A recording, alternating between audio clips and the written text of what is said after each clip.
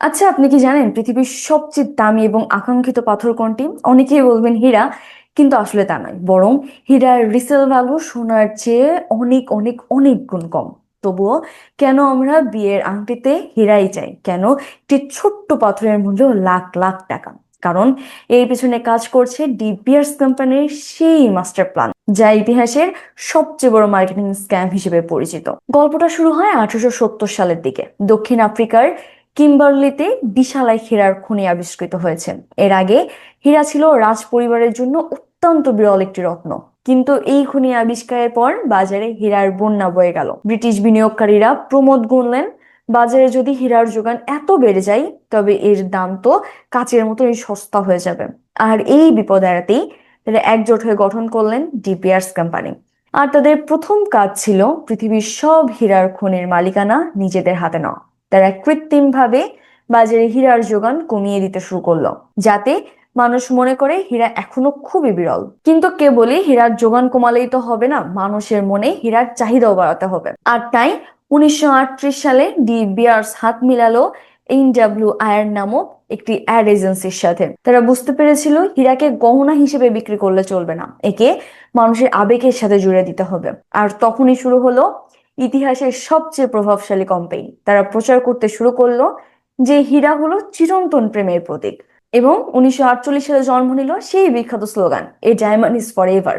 তারা মানুষের মনে এটা গেঁথে দিল যে আপনার ভালোবাসা যদি সত্যিকারের হয়ে থাকে, তাহলে আপনার হবু স্ত্রীকে একটি হীরার আংটি দিতেই হবে।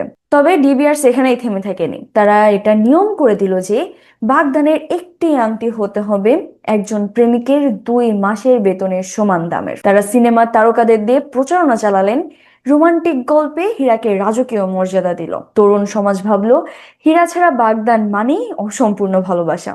অথচ মজার ব্যাপার হলো হীরা আসলে কেবলই কার্বন। সোনা যেমন গলিয়ে একটা কিছু বানানো যায় এবং তা বিপদে বিক্রি করা যায়, হীরার ক্ষেত্রে তেমনটি হয় না। বরং আপনি আজ একটা দোকানে যেয়ে একটি হীরা কিনা লাখ লাখ টাকা দামের, দোকান থেকে বেরোনোর সাথে সাথে তার দাম অর্ধেক হয়ে যাবে। কিন্তু এই ডায়মন্ড ইজ ফরএভার স্লোগানটি এমন ভাবে কাজ করলো যে মানুষ লজ্জা আর আবেগের বশবর্তী হয়ে সেই আংটিটি কখনোই বিক্রি করতে চান না।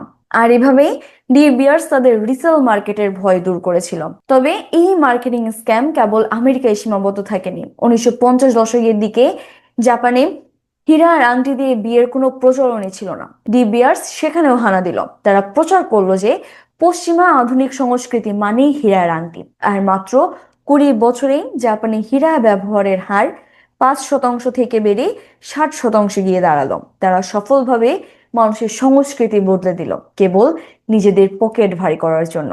আর আজ যখনই আপনি একটি জুয়েলারি শপে যান, তখন আপনি কেবলমাত্র একটি পাথর কিনছেন না, আপনি কিনছেন ডি বিয়ার্স এর তৈরি সেই 80 বছর পুরনো একটি গল্প। বিজ্ঞাপনের শক্তি ঠিক কতটুকু হতে পারে, হীরার এই ইতিহাসই তার সবচেয়ে বড় প্রমাণ। তবে আজকের ভিডিওটি শেষ করার আগে আপনাকে কাছে ছোট্ট একটি প্রশ্ন, আপনি কি এখনো মনে করেন যে হীরাই প্রেমের শ্রেষ্ঠ প্রতীক, নাকি এটা মনে করেন যে আমরা সবাই এক বিশাল মার্কেটিং ট্র্যাপে আটকে আছি? আপনার মতামত কমেন্টে জানাবেন। আর আমার ভিডিওটি ভালো লাগলে সাবস্ক্রাইব করে পাশে থাকা বেল আইকনটি প্রেস করবেন। ধন্যবাদ সবাইকে।